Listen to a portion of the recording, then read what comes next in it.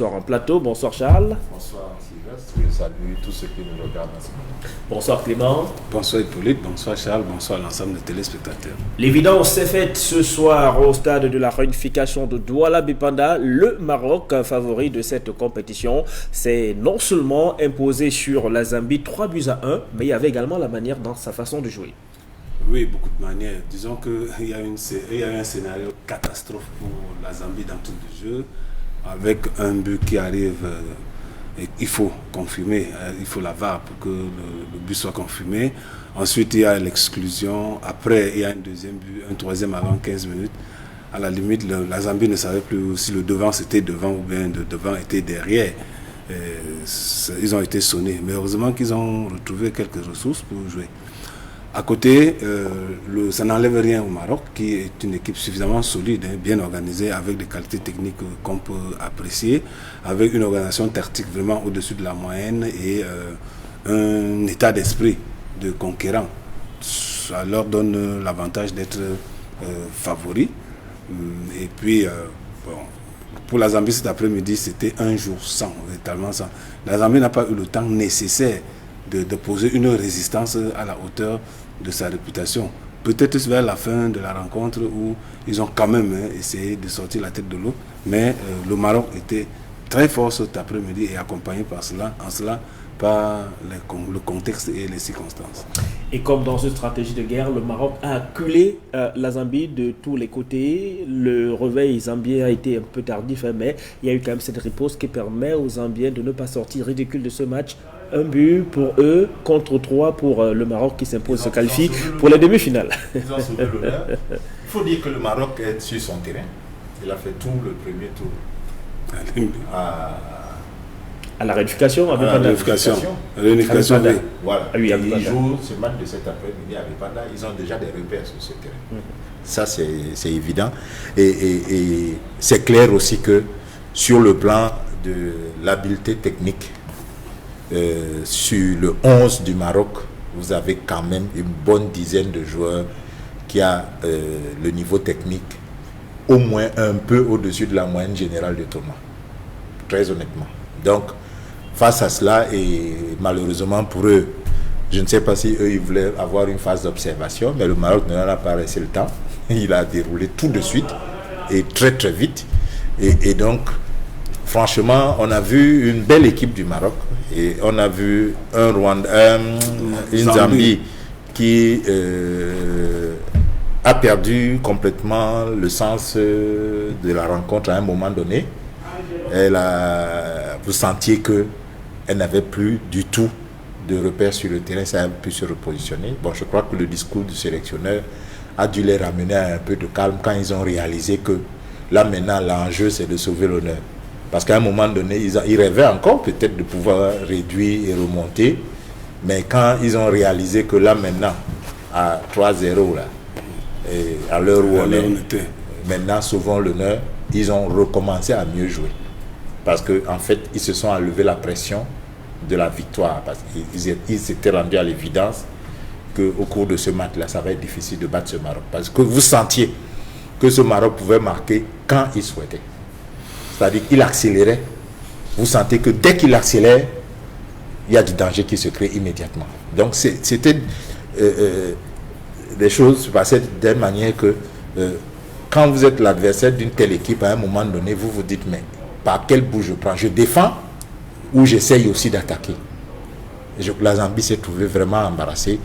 Le Maroc est quand même quelques crans au-dessus par rapport à non seulement la Zambie d'aujourd'hui, mais dans ce tournoi-là, je crois que techniquement et sur le plan de la tactique, la construction de jeu, je crois qu'elle est légèrement un cran au-dessus. Et pour rester justement sur cette équipe du Maroc, c'est le Aprime qui joue cette compétition. Est-ce que pour vous, elle a le niveau carrément de la CAN? Oui, je pense que cette équipe peut jouer une CAN. On a vu la CAN récemment, il y avait des équipes comme Madagascar et tout ça, qui sont venues avec beaucoup d'enthousiasme. Mais cette équipe n'a pas que l'enthousiasme. Elle a de la maturité. Vous regardez comment elle déplace son jeu. Un bonhomme comme Raimi, le numéro 21, ben, vous voyez, je parle de lui, on l'affiche à l'écran justement. Vous sentez qu'il a de la ruse. C'est des footballeurs un petit peu rusés, malins. Même leur buteur, habituel qui, pour ce chantier, n'est pas très heureux parce que il a beaucoup d'occasions, mais il en loupe beaucoup également. Il a dû recourir à un pénalty souvent. Mais je crois que même lui, quand vous le voyez jouer, vous voyez ses déplacements sur le terrain et comment ces milieux de terrain le retrouvent, ou ces joueurs de couloir. Donc vous sentez qu'ils ont travaillé des choses à l'entraînement. Ils ont acquis de la maturité et ça justifie qu'ils aient l'un des meilleurs championnats en Afrique. Ça justifie que leur club soit souvent dans le carré d'as des compétitions africaines de clubs.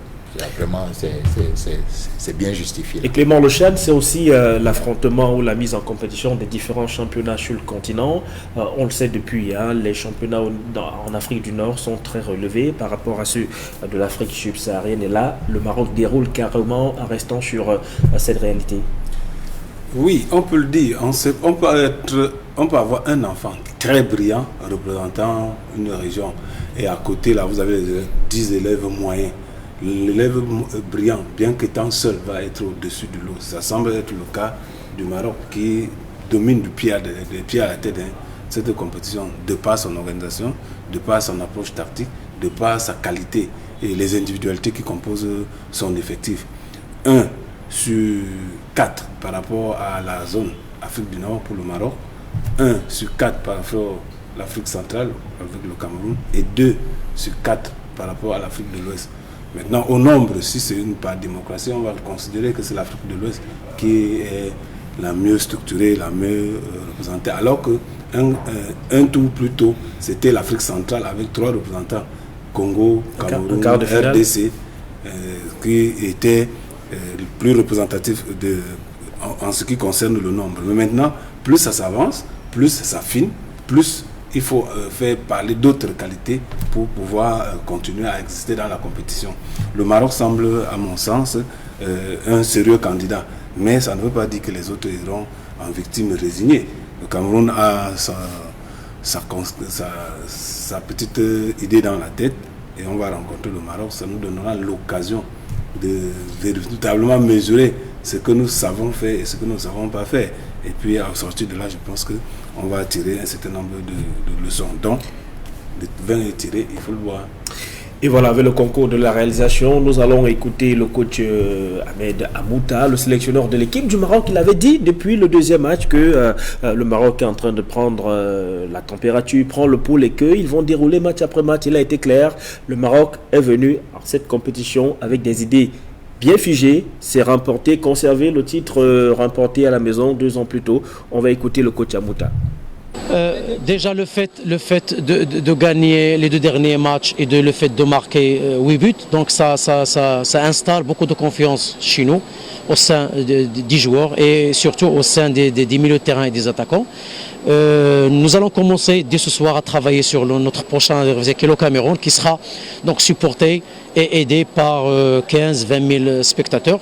Je crois que nous pouvons le faire. Nous pouvons gagner le pays organisateur, donc il suffit de rester toujours humble, de rester concentré et puis de donner le maximum. Oui, moi je crois d'après les photos que j'ai de l'état de la pelouse de Limbé, je crois que c'est pas la qualité recherchée par les joueurs sur le plan technique, mais on va faire en sorte très vite un petit peu se familiariser avec l'état de la pelouse pour pouvoir, si on veut, accéder à la finale, Inch'Allah. Merci à vous. Et au micro de Raoul Tabofoué et Gladys Sidié, on voit que le sélectionneur du Maroc est rapidement passé à autre chose pour lui. Ce match contre la Zambie relève désormais du passé. Il est plongé sur le match des demi-finales contre le Cameroun. Absolument. Et on voit qu'il a retrouvé des couleurs par rapport à l'avant-dernière interview. Vous le disiez qu'au Maroc, on l'avait déjà tapé sur les... Oui, ça discutait ferme au Maroc certainement. Et là, il retrouve des couleurs parce que, comme il le dit lui-même, ces joueurs ont retrouvé de la confiance. Et quand ces joueurs retrouvent de la confiance, lui, le sélectionneur, gagne également en confiance. Parce qu'à ce moment-là, vous sentez que comme ils sont confiants, ils sont plus réceptifs à votre discours tactique. Ils comprennent mieux ce que vous dites. Parce que quand le joueur a beaucoup de doutes, quand vous lui transmettez un message même, il a du mal à le décoder parce qu'il a déjà sa personne même à gérer. Il n'arrive pas à se gérer. Mais dès qu'il commence à bien se gérer, qu'il s'est retrouvé, maintenant votre discours il le décode facilement et vous n'avez pas grand-chose à faire pour les replacer, pour donner des instructions. C'est pour ça que parfois vous voyez des entraîneurs, soit en club, soit des sélectionneurs en équipe nationale. Parfois, il fait 30 minutes assis. Parce que pour lui, il est en train de regarder un récital. Il sait ce qu'il a travaillé aux entraînements. Il a des gars qui sont réceptifs, des mecs qui sont en train de jouer parfaitement au football. Il dit, ça ne sert à rien que je braille. Il s'assied, il les regarde faire. C'est quand il réalise que parfois, ils ont marqué 1-2 buts. Il va y avoir de la déconcentration parce qu'ils sont euphoriques. C'est en ce moment, parfois, qu'ils se lèvent pour leur dire, messieurs, attention, on est en compétition. Je vois que vous voulez enquêter absolument un but là. On est à 2-0, mais le match n'est pas gagné. Mais sincèrement, je crois qu'il a retrouvé des couleurs et il est maintenant sur l'autre match parce qu'il sait que c'est le pays organisateur. Il a suivi toutes les péripéties du match contre la RDC avec le Cameroun. Il sait qu'il va se déplacer pour une fois. Depuis qu'il est venu au Chan, il va être sur un terrain inconnu pour une fois. Les deux équipes d'ailleurs. Le Cameroun étant l'équipe qui se balade parce que ça va être son troisième stade. L'équipe de Magellan. Mais c'est son pays. Et ils savent que le Cameroun va être supporté. Il a écouté les questions de billets, d'entrée qui se disputaient. Il devine que mais tout le monde veut pousser l'équipe. Ça va être difficile pour lui au niveau des gradins. Ben, il faut que ces joueurs restent concentrés. Donc lui, il est déjà dans le match pour leur dire on doit être focus sur ce match-là, nous boucher les oreilles et travailler sur notre élément pour passer. Je crois que c'est dans cette disposition d'esprit qu'il se trouve en ce moment. Très confiant, Clément, le sélectionneur du Maroc. Hein? Non, on ne peut pas dire très confiant. Il connaît la qualité de ses éléments, il connaît la difficulté qui va se présenter, il connaît le discours qu'il faut mettre derrière pour pouvoir pousser ses joueurs à l'activité. Et fort de tout cela, il est un peu prudent de ne pas être euphorique parce qu'au sortir de ce quart de finale où il gagne largement devant la Zambie, il y a que les joueurs peuvent se perdre un peu à vouloir jubiler simplement parce qu'ils ont gagné la Zambie. Pour lui, c'est une étape normale dans le cheminement qu'il s'est donné pour atteindre la finale et pourquoi pas remporter. Donc, victoire d'étape, oui, il a gagné, il est content à l'instant là et après, basta, il tourne la page et il commence à envisager ce qui va arriver. Encore que la difficulté d'emblée qui va arriver sera supérieure à celle à laquelle il vient de faire face, simplement parce que c'est le Cameroun, première des choses. Ensuite, c'est le pays organisateur et après, il doit quitter le milieu dans lequel il a évolué depuis le début de cette compétition. Donc, la réunification, pour aller à Limbe, il doit s'adapter un moment dans l'environnement. Et nous savons tous que ce n'est pas la chose la plus facile à faire quand on est en compétition. Donc, en considérant tout ce que je viens de dire là, il pense qu'il n'est pas le moment d'être euphorique. Il recadre ses joueurs pour qu'ils soient reconcentrés sur la compétition. Et dans l'autre quart de finale qui s'est disputé ce dimanche, c'était à Limbe. La Guinée s'est imposée 1-0 sur le Rwanda. Un match plaisant. Le Rwanda qui n'a pas démérité, vous le dites, Charles, malgré cette élimination après la victoire de la Guinée du série national 1-0. Oui, le Rwanda, comme nous l'avons souvent dit sur ce plateau, est resté sérieux. Il est resté très appliqué. Mais seulement, ça n'a pas suffi aujourd'hui parce que de l'autre côté, il y avait un homme orchestre. Je dois le dire comme ça, Moulay Silla. Quand vous avez un tel milieu de terrain, c'est quand même difficile pour l'adversaire. Ce mec, c'est vraiment le chef d'orchestre de la Guinée. Il fait tout, il défend. Il est précis sur les pas, une précision chirurgicale. Il est déroutant parce que il a sorti toute sa palette aujourd'hui, passe aveugle. Et après, il tire un maître coup franc. Vous avez vu le but quand même. C'est-à-dire que le gardien, il a vraiment, le pauvre, le gardien, il vient juste d'entrer, il met sa barrière, il se dit, bon, il faut que je me retrouve, que je prenne ce coup franc, que je mette en confiance. Je ne sais pas s'il voit le départ du ballon, Clément va nous dire, mais sincèrement, le gars contourne du côté inattendu, du côté de la barrière, parce que logiquement, il devait passer du côté droit de la barrière, c'est-à-dire sur sa gauche à lui. Mais il va sur le côté le plus difficile, c'est-à-dire que puisque la barrière est sur un angle, quand vous allez contourner de ce côté, il y a des chances que la balle sorte du terrain, du cadre. Mais il a réussi à la tirer de telle manière qu'elle contourne de ce côté-là et qu'elle revienne rapidement vers le but. Vraiment, ce gardien plonge pour la formalité, mais il sait qu'il ne peut pas attraper le ballon. Très honnêtement. Donc, je dis que la Guinée, aujourd'hui, elle n'avait pas une domination écrasante, hein, mais franchement, dans le jeu, vous sentiez que cette équipe a les armes techniques telles que le seul sérieux du Rwanda ne va pas suffire. Le Rwanda a été sérieux, mais il est desservi par la maladresse de ses attaquants. Parfois, ils se créent des occasions, mais ils prennent toujours la mauvaise décision au moment de marquer. Et ils n'ont pas été heureux avec ça cet après-midi. Est-ce que la sortie du gardien la sortie du gardien stabiliser cette équipe? Oui, quelques minutes seulement. C'est-à-dire que ils se sont...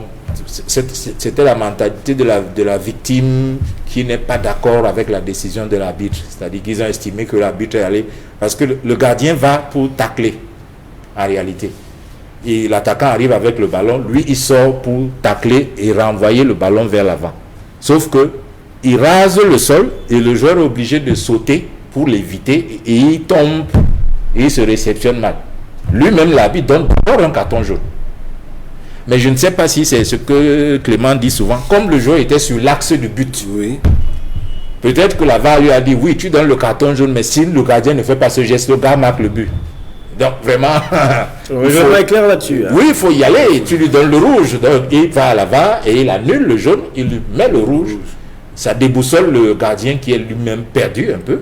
Bon, la Guinée prend quelques minutes pour faire réchauffer rapidement le gardien et le mettre. Et il est cueilli à fois par un maître coup franc comme ça. Vous voulez dire le Rwanda, oui. Rwanda. Il prend quelques minutes pour... il commence l'échauffement du gardien sur la ligne de touche et tout.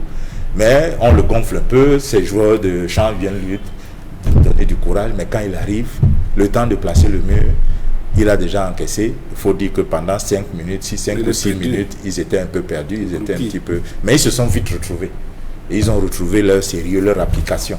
Mais comme je dis, cet après-midi, quand vous avez regardé le jeu de la Guinée, au niveau du milieu de terrain, la construction, la distribution du ballon, c'était difficile de faire face. C'était vraiment difficile. La Guinée n'a pas marqué beaucoup de buts, mais elle aurait pu en marquer. Ses attaquants ont été maladroits parce qu'ils ont reçu des merveilles de passes. Mais ils ont vendangé beaucoup d'occasions parce qu'ils voulaient faire des gestes compliqués, des ballons enroulés qui ne retombaient pas, ou des frappes avec le mauvais pied qui dévissaient complètement. Ils auraient pu en marquer plus. Mais franchement, je vous assure, je ne peux pas ne pas le dire, ce gars-là m'a rappelé un certain Joseph Kamga qui a joué dans l'Union de Douala à l'époque. Le fameux chat. Le fameux chat.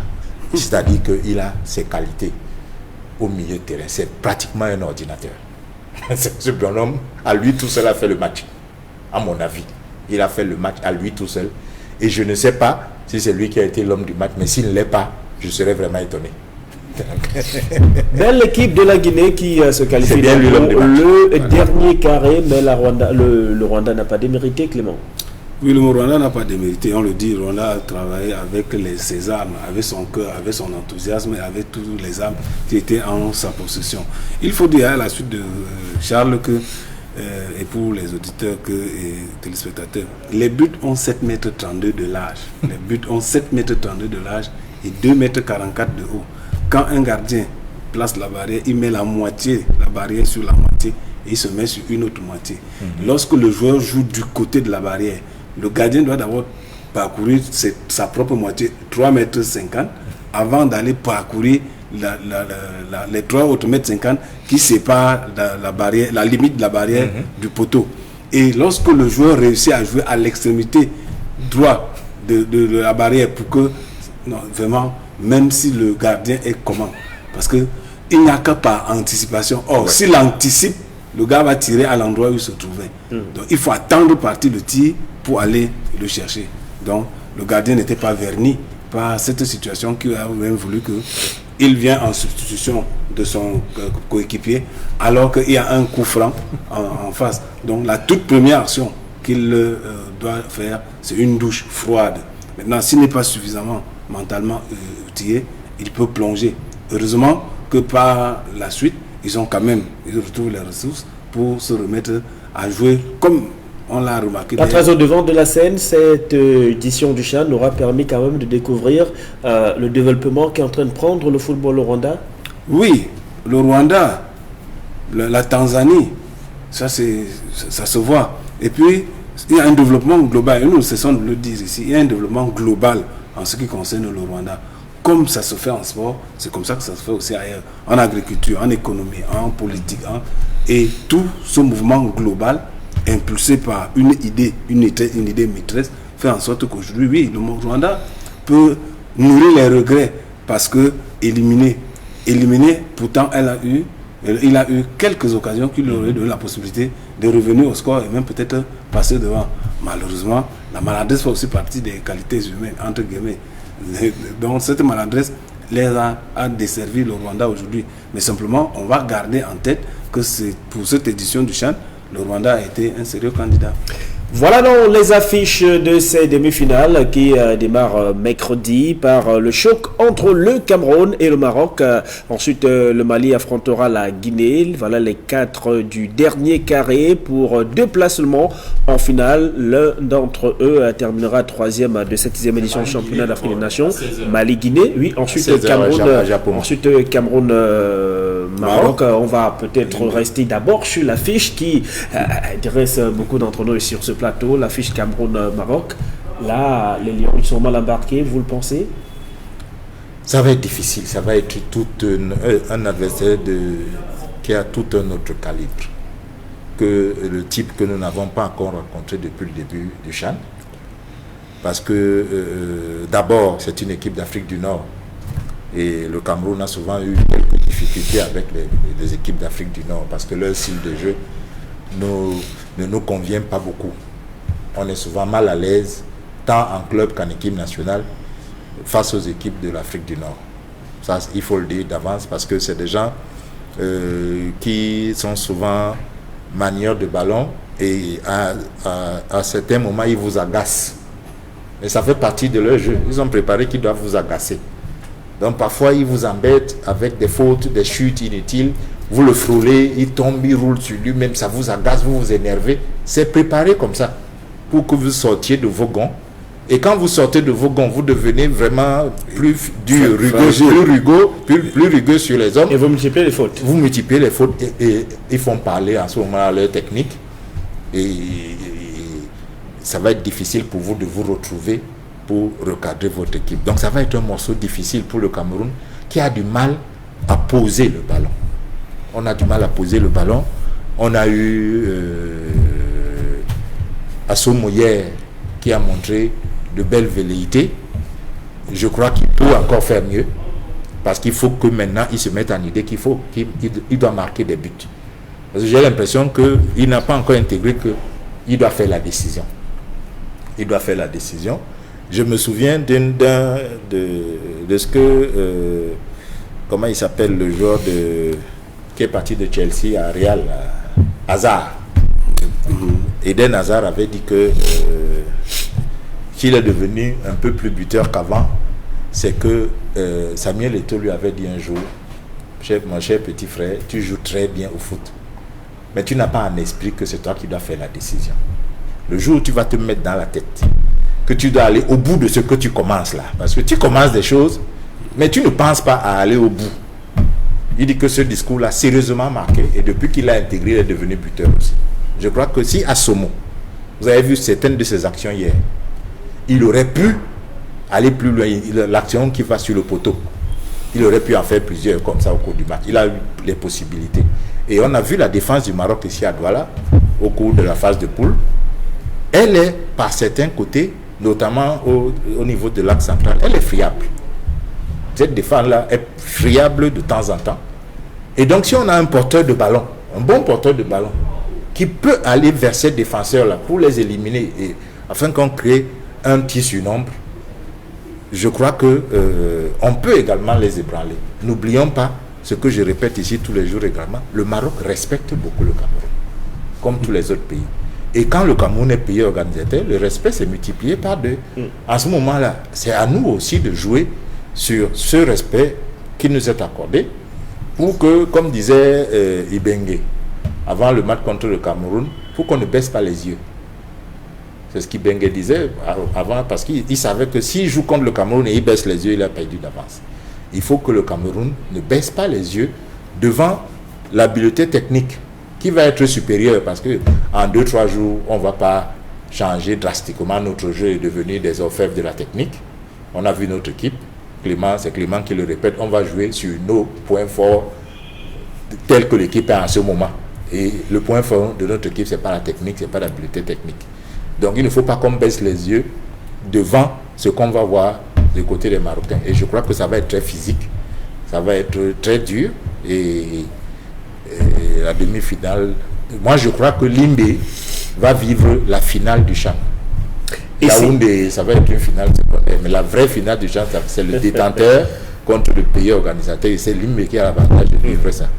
Et si cette équipe du Maroc est montée en puissance au fil des matchs, il y a un domaine sur lequel elle est restée constante, hein, depuis le début de ce championnat d'Afrique des Nations, son attitude a marqué très tôt dans le match. Oui, ils ont les qualités pour cela. Ils savent remonter le terrain, ils savent déséquilibrer l'adversaire, ils savent le mettre en orbite, leurs attaquants. Ils ont des attaquants très très adroits. Regardez la première action dans le match contre la Zambie. Moindre erreur, la correction est immédiate. Il y a pas, on ne se rattrape pas. Les autres se donnent l'occasion de se rattraper. Eux, c'est à l'instant, donc cette équipe monte en puissance. C'est vrai, elle a de la qualité. Elle marque tôt parce que elle se donne les moyens de le faire. Pour elle, toutes les minutes comptent. Et nous le disions ici pour continuer à renseigner nos téléspectateurs sur un certain nombre de choses. Les débuts de rencontre, les fins de partie, les reprises et les fins de rencontre sont les parties les plus sensibles. Lorsque vous avez assis un avantage à cet endroit-là, vous prenez un ascendant psychologique qui vous donne la possibilité de jouer, pas décontracté, mais avec assez de confiance pour pouvoir dérouler la panoplie de tout ce que vous avez comme argument dans le jeu. Pour le Maroc, ça semble être le cas, et c'est même véritablement le cas. Donc quand on va contre le Maroc, il faut être très concentré. Le mot contre le Maroc, c'est concentration. Il faut être vraiment concentré sur le sujet, sur le détail, sur le global, pour se donner les moyens de ne pas permettre au Maroc de prendre le moindre avantage, parce qu'ils ont la qualité derrière pour gérer les avantages. Si un temps soit peu, la riposte est à la hauteur de ce à quoi on pourrait s'attendre. Donc, pour ne pas leur donner la possibilité de jouer sur une deuxième corde, parce que des cordes, ils en ont suffisamment dans leur arc, pour ne pas leur donner la possibilité de jouer sur une autre corde, il ne faut pas leur donner la possibilité de prendre un avantage. Donc, d'entrée, il faut être... Et dans le match contre le Maroc, à mon sens, l'argument force doit être... Donc, on doit le faire prévaloir. Parce que si on va au change dans le jeu, non, ils ont un peu plus de qualité. Mais si on va au duel, ils vont s'amenuiser et on va les stabiliser. Donc, le Cameroun, une fois de plus, a intérêt d'abord à être concentré et aller sans dénaturer son jeu, avec les mêmes armes et le même état d'esprit. Moi, je pense que voilà une des clés. Et voilà, on suivra avec beaucoup d'intérêt ce qui se passera à Limbe mercredi prochain. Mais avant, il y aura la première demi-finale, Charles, une belle demi-finale aussi en perspective. Guinée, la Guinée qui va affronter le Mali qui fait aussi partie des favoris de cette 6e édition du CHAN. Deux équipes très joueuses. On va avoir, je pense, un match très très plaisant. Les spectateurs et téléspectateurs de cette rencontre, je crois qu'ils ne vont pas s'embêter. Ils auront de la qualité technique sur le terrain, des deux côtés. Parce que ces deux équipes, elles ne jouent pas de façon identique, mais les styles ne sont pas très éloignés. C'est des gens qui préparent les actions au milieu de terrain, qui mettent sur orbite les joueurs sur les côtés. Et quand ils vont en débordement, parce qu'ils ont mis sur les côtés des gars véloces, donc ils vont vite, et ils ont des milieux de terrain qui savent ils ont le bon timing pour faire la passe. Parce que quand on a regardé la Guinée aujourd'hui, son point fort c'était qu'elle fixait très bien avant de délivrer l'avant-dernière passe.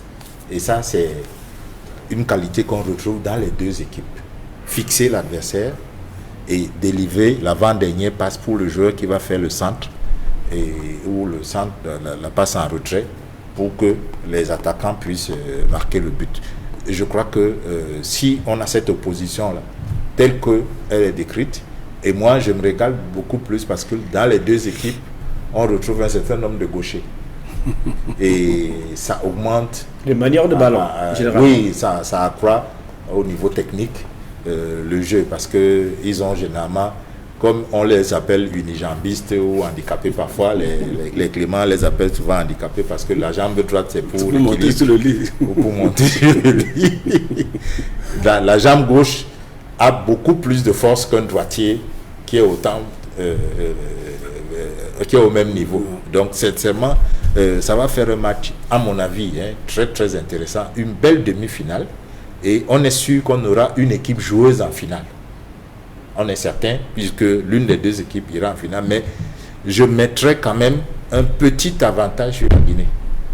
Sur ce que j'ai vu ce soir, je crois que la Guinée part avec un élément. Si Mola ici là, dont je parle, le numéro 10 guinéen, et même Barry, oui, sont dans la forme qu'ils avaient ce soir, le Mali aura fort à faire. En tant que ensemble de ces matchs, le Mali a été plus constant. Oui, il a été constant, mais je dis que n'oubliez pas que Mola, s'il a passé, je crois, un match, il n'était pas là. Je ne sais pas si c'est accumulation de cartons. Et il n'a pas joué. Et ça a desservi un peu la Guinée. Mais son retour aujourd'hui, vraiment, il a soulagé l'équipe de Guinée au milieu de terrain. Quand vous avez un joueur comme ça, vous pouvez vraiment respirer. Il bouge tous les trous. Il voit tout le monde.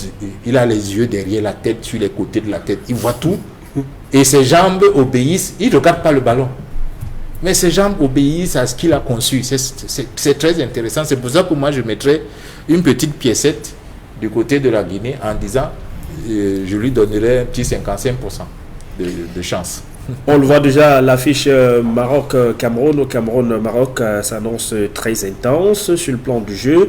Mais ici à Douala, l'autre demi-finale s'annonce également très belle, avec des équipes qui sont joueuses, le Mali qui déroule, la Guinée qui déroule également, avec un milieu de terrain qui propose pas mal de styles de jeu.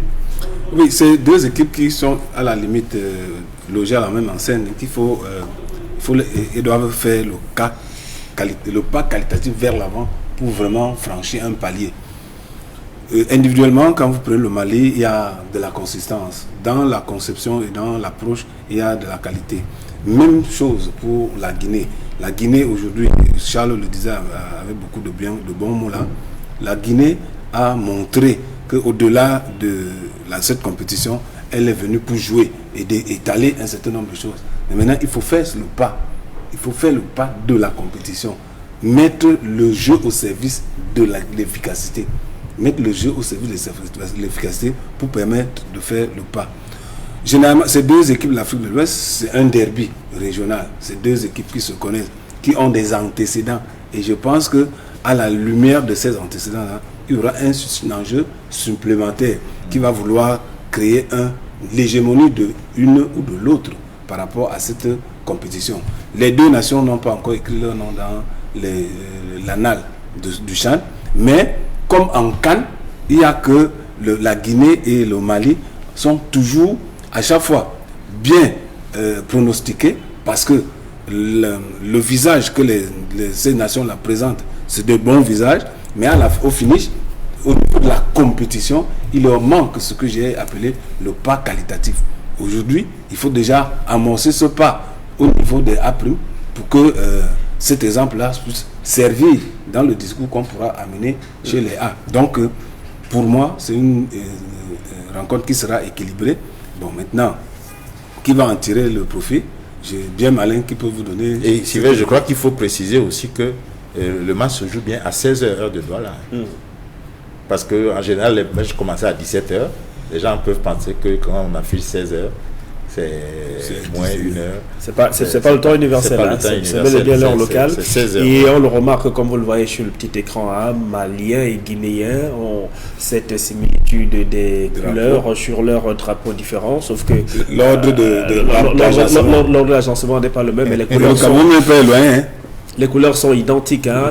Vous avez en Afrique également le Sénégal et le Cameroun qui ont la similitude, à la différence que le Cameroun a en plus l'étoile sur la bannière rouge. Comment se prépare Martin Tougoupilé? Est-il déjà dans cette demi-finale qui va opposer son équipe à celle du Maroc? Il a été rencontré ce jour à Douala par Raoul Taboufou. Je propose de l'écouter. Le Maroc a un bon collectif. Techniquement, ils font circuler bien le ballon. Et puis, conservation de balles avec de bonnes individualités. Bon, maintenant, il faut résoudre ce problème lorsque vous jouez contre le Maroc pour qu'ils ne circulent pas le ballon tout le temps, qu'ils ne tiennent pas le ballon tout le temps, c'est ça. Il y a eu un déclic. L'équipe de Zambie a pris 2 buts en 10 minutes. Ce qui a un peu déséquilibré le match. Et par la suite, cette équipe a perdu un joueur. Donc, après, ça a été très difficile pour la Zambie. Ça a permis au Maroc de dérouler le jeu tranquillement, sans pression. Bon, ce ne sera pas la même chose avec le Cameroun. Ce sera tout un autre match. Quel objectif à partir de ce niveau? Quand vous êtes déjà en demi-finale, vous regardez plus loin ce qu'il y a là-bas au bout. Donc naturellement, c'est la finale et puis éventuellement la remporter. Hein. On ne regarde plus derrière. Il reste une étape. Dès qu'on franchit cette étape, c'est le ciel. Hein. Donc je crois que c'est ça qu'on regarde maintenant. Quel est le message que vous passez au public de Limbe qui vous attend grandement, particulièrement le public du Sud-Ouest? Oui, je demanderai au public du Sud-Ouest d'être comme celui de Japoma, qui a été fantastique. Vraiment, je dis merci au public de Douala, parce que ce public a supporté l'équipe de bout en bout et il a aidé les jeunes à remporter la rencontre. Et voilà, Martin Tougoupilé, le sélectionneur des Lions à prime du Cameroun. Lui aussi, il est déjà dans ce match. Il a regardé le jeu du Maroc. Il suit cette équipe depuis le début. Martin Tougoupilé, comme le sélectionneur du Maroc le disait tout à l'heure, ça va au-delà de ce qui va se passer sur le terrain, la mise en place, à l'exécution des différents plans de jeu qu'auront décidé ou choisi les sélectionneurs. Il y aura ce match des entraîneurs sur le banc. Oui, le plan, le jeu répond aux problèmes que pose l'adversaire. Il faut pouvoir trouver les arguments nécessaires pour contourner les difficultés qu'ils pourront poser et être capable de rester dans son assiette pour aller jusqu'au bout et porter ses actions dans le finish. Voilà le problème. Et quand on écoute Martin Tougoupilé, on se rend compte qu'il a vraiment lu la situation du Maroc. Autant que ce que nous disons ici, ça saute aux yeux. Le jeu du Maroc est comme le nez sur le visage. Tout le monde voit que c'est léché, c'est bien pensé, c'est bien réalisé. Mais maintenant, est-ce qu'on a les moyens pour bloquer ça? Je dis oui. Et puis, notre système défensif est assez outillé pour pouvoir contenir les assauts marocains. Maintenant, il faudra que nos joueurs restent eux-mêmes, restent dans leur assiette et se focalisent sur l'effort. Parce que là, ils vont encore une fois de plus courir nécessairement. Il y aura une débauche d'énergie, mais il faut pas s'économiser. Il faut aller jusqu'au bout. Et je pense que s'ils le font, on va avoir une très belle demi-finale. Parfois calme, en tout cas calme depuis le début de cette compétition. L'agacement qu'il avait au cœur du mini-chan organisé par la Fédération camerounaise de football a cédé la place à de la sérénité, on peut le dire comme ça. Hein. Ça peut se comprendre. Son équipe gagne des matchs, son équipe ne perd pas, elle se qualifie d'une étape à une autre. C'est un Martin Tougoupilé qu'on retrouve dans tout le bagage qu'il a. C'est quelqu'un qui est habitué à cette compétition puisque c'est pas la première fois qu'il y conduit la sélection nationale. Oui, il a déjà fait plus de chemin que toutes les autres sélections qui étaient au Tchad. Donc je crois qu'il peut s'estimer déjà heureux que si on marque le nom du sélectionneur qui a amené le Cameroun à prime, les Lions à prime, le point le plus loin dans un CHAN, c'est bien lui. À ce moment, en attendant le prochain CHAN, pouvoir. Donc je crois qu'il a retrouvé de la sérénité et il sent que du côté du public aussi, le public a un peu moins de doutes. Je crois même beaucoup moins de doutes en apparence, parce que c'est vrai qu'il y en a qui montrent moins de doutes juste en apparence et qui attendent le faux pas pour mitrailler l'équipe. Donc je devine qu'il se sent relativement moins repoussé par le public, parce que au cours du pré-CHAN, il a senti que le public n'est pas avec lui. il a senti qu'il y a trop de critiques autour de l'équipe, y compris de la part de ses collègues entraîneurs, des anciens joueurs et tout. Aujourd'hui, il sent que tout le monde revient, tout le monde commence à croire que ce qui s'est passé en 2017 à la Grande CAN risque d'arriver, et donc les gens commencent à avoir des attitudes différentes pour ne pas être tout honteux le 7 si c'est lui Tungu qui remporte le CHAN. Donc des gens commencent déjà à édulcorer leur discours pour que on leur dise pas le 7 que voilà, vous croyez qu'on ne peut rien faire, voilà le trophée. Donc je crois que ça le met en confiance forcément, mais comme c'est un jeu de stratégie entre les deux entraîneurs, chacun regarde les points faibles de l'autre, il voit comment il peut en profiter. Et il sait que l'autre va regarder ses points faibles, il voit comment réduire ses points faibles pour qu'on ne les ressente pas beaucoup. C'est dans ce jeu-là que le sélectionneur marocain et camerounais vont se trouver. Et là, quand on regarde les deux équipes jusqu'à présent, je crois que celle qui a montré le plus de points faibles offensivement, c'est celle du Cameroun. Et le Cameroun a la meilleure défense du tournoi. Donc, ce n'est pas forcément son point faible, même si sur le terrain, c'est beaucoup plus parce que les adversaires ont été maladroits que parce qu'on a tout enrayé. Parce qu'il ne faut pas qu'on se leurre. Les adversaires ont été souvent maladroits et ils ont manqué des occasions nettes. On dit aussi que la chance sourit aux équipes qui savent.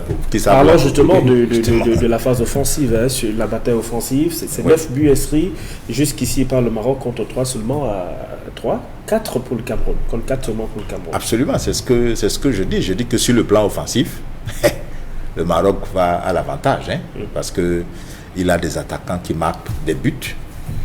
Ce que nous avons du mal à avoir, parce que Dieng marque un but, oui, mais on n'est pas sûr qu'il l'aura récupéré entièrement, parce qu'on a vu que vraiment sur le plan physique c'est difficile pour lui. Oukine, il a du mal offensivement, il a du mal à placer les ballons et à se placer lui-même. Je crois qu'il faut qu'il discipline un peu plus son jeu, mais c'est un autre match. Et là, je crois que l'état d'esprit du jour va jouer. Et j'espère qu'on aura récupéré, parce que comme on ne joue pas le championnat, plus ça va avancer, plus on aura des problèmes pour récupérer. Vous avez vu le jeune Penda. Hier, très tôt, il a commencé à tirer ses orteils pour réduire le risque de crampe. Ça veut dire que physiquement, ça commence à éprouver, les organismes commencent à être éprouvés. Et à nouveau 48 heures de trêve, pas de match ce lundi, encore non plus à mardi, reprise mercredi par les demi-finales avant la finale qui va se jouer dimanche. Merci Charles, merci Clément d'être venu à cette autre édition, mesdames, messieurs, merci à toutes et à tous. Rendez-vous demain s'il plaît à Dieu. Au revoir. Africa, Africa, we are champions.